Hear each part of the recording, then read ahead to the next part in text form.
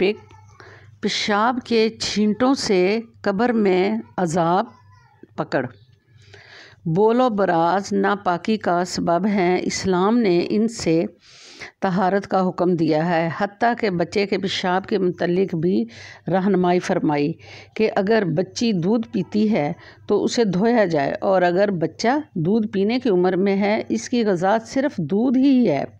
اگر آپ کے کپڑوں پر پیشاب کر دے تو پھر اس کے پیشاب پر چھینٹے مارنے سے وہ کپڑا پاک ہو جائے گا، اور اگر کوئی انسان پیشاب کرتے وقت بے احتیاطی کی وجہ سے اس کے چھینٹوں سے نہیں بچتا تو عذاب قبر میں مبتلا ہو جائے گا۔ رسول اللہ صلی اللہ علیہ وسلم نے فرمایا کہ پیشاب سے پرہیز کیا کرو۔ قبر کا عام عذاب پیشاب کے چھینٹوں سے پرہیز نہ کرنے کی وجہ سے ہوتا ہے۔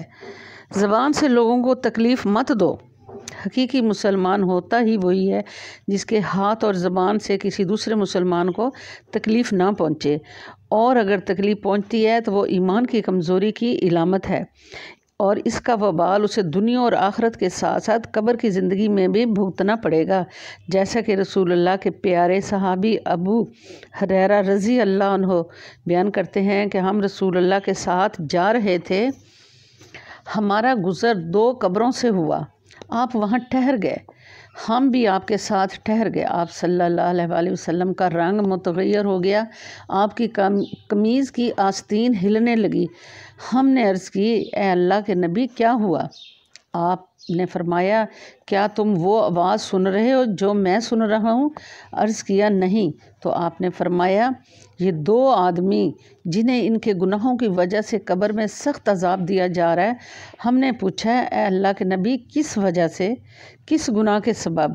تو آپ نے فرمایا، ان میں سے ایک تو وہ ہے جو پیشاب کی چھینٹوں سے نہیں بچتا تھا، اور دوسرا اپنی زبان سے لوگوں کو اذیت دیتا تھا، ان کے مابین چغلی کیا کرتا تھا۔ غیبت کرنا زنا سے بھی بڑا جرم ہے۔